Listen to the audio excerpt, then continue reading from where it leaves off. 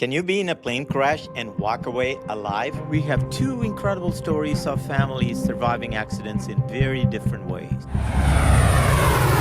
When we go skydiving, it's not unusual for us to wear a parachute. Is there airplanes with parachutes? Historically, a couple of airplanes have the ability to have parachutes installed, but there's one that actually has it as standard equipment. We have an example of it. 5 years ago, there was a family that was traveling in the mountains of Colorado when they had to use this technology, and believe it or not, it actually saved their lives. Tell us more about that. They were flying in a turbocharged airplane over the mountains of Colorado, I believe somewhere near Aspen, Colorado, which the terrain is almost 10,000 feet or even higher. So pretty high mountains. Anytime you fly in the mountains, there are cautions that you have to take. Especially at a place like Aspen, that's a pretty challenging airport for small airplanes like this one to get in and out of. So you have to think about the weather you're in and the high altitude and the fact that there's mountains all around. Glad you mentioned weather because that's exactly what the problem was.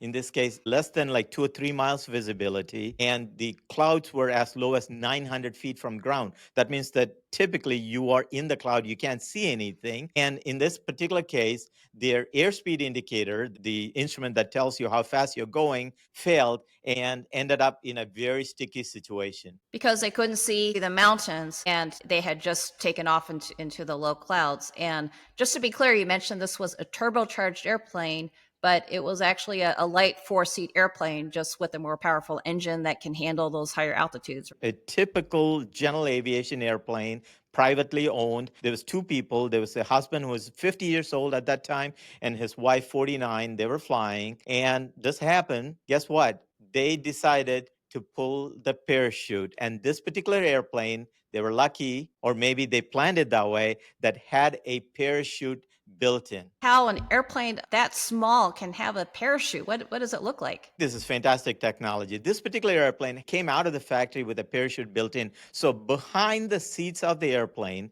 there's a basket which contains this parachute.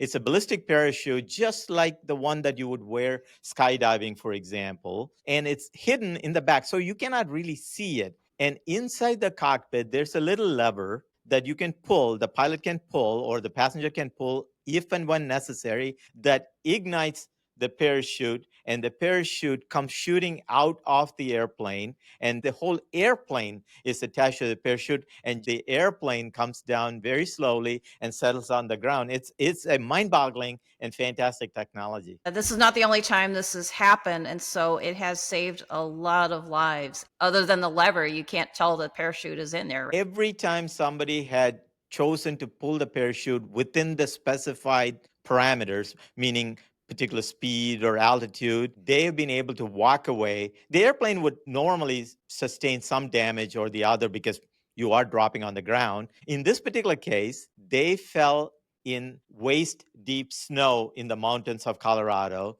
And within an hour or two, 7 teams of 25 people were able to reach them, and both the pilot and his wife were saved.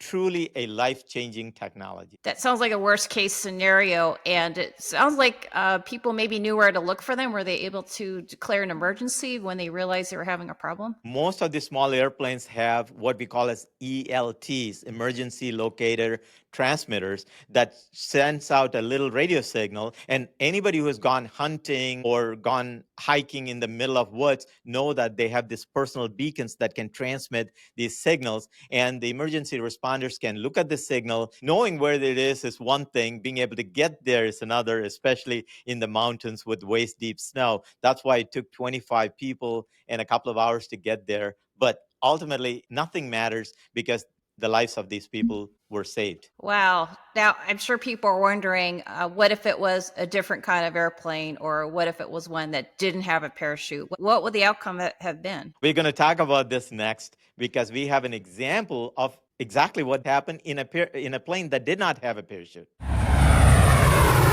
As cool as these planes with parachutes are, most of us train and still fly in airplanes that do not have this parachute. All of us are trained to detect emergency situations and abnormal situations and react to it by making proper decisions at the proper time.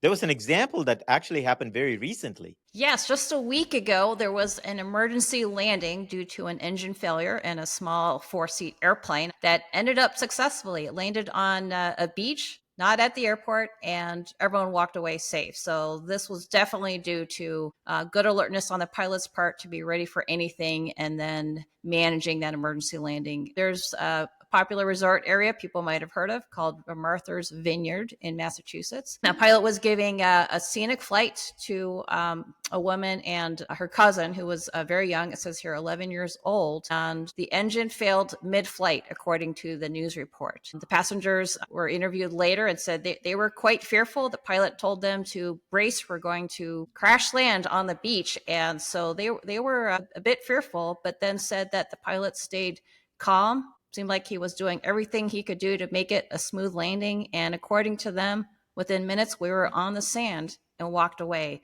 That is a great success story that just happened. And we talked in a previous episode about scenic flights. And this is a perfect example of the preparedness that the pilots have. They should watch that. We'll have the link to it. If you are actually expecting something could happen and you're prepared, goes a long way towards literally saving lives. And that's what happened in this example. If the engine quits, you're not going to fall out of the sky. You're just basically a glider and you can't hold altitude. So you do have to make an emergency landing. But other than that, it's very controllable. Yeah, we also did an episode on gliders, which are much more efficient and you can glide for a lot longer. We'll also put the link to that episode here. It sounds like landing on a beach is easy, but it's not as easy as it seems. No, I was thinking when I was reading this report about the pilot saying we're going to have to do an emergency landing on the beach.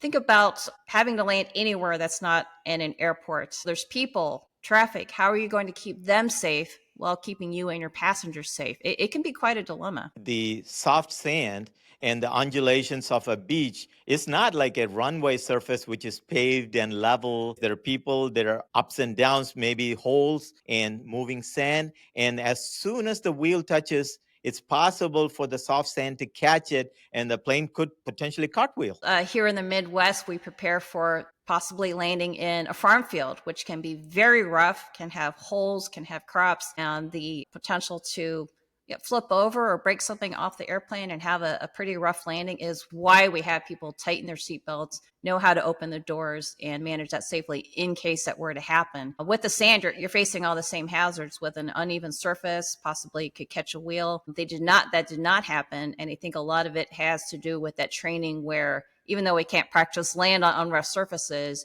you are learning to fly into a landing like that as slowly and as gently as possible to try to mitigate those risks. In both cases, it originates in the pilots detecting the situation and making a timely decision and a safe decision. And always being prepared. We're probably thinking in the back of their heads, just in case something were to happen with power to the engine, we're going to see what's available around us. And that's something you just think about as you go along. When you're flying and you're in visual conditions, we are trained to pick up airports. For us, the airports kind of stick out and say, oh, there's an airport, there's an airport. So if something happens, we know we have a choice, or maybe we know we don't have a choice, in which case we have to look for a farmer's field. And when we are flying in clouds and you cannot see, I rely on my GPS and moving maps in there, which I know where I am. And I know if there is a landing spot or an airport within certain gliding distance of me. And for things like scenic flights, you're not going to be terribly high off the ground. So I think those emergency landing options are probably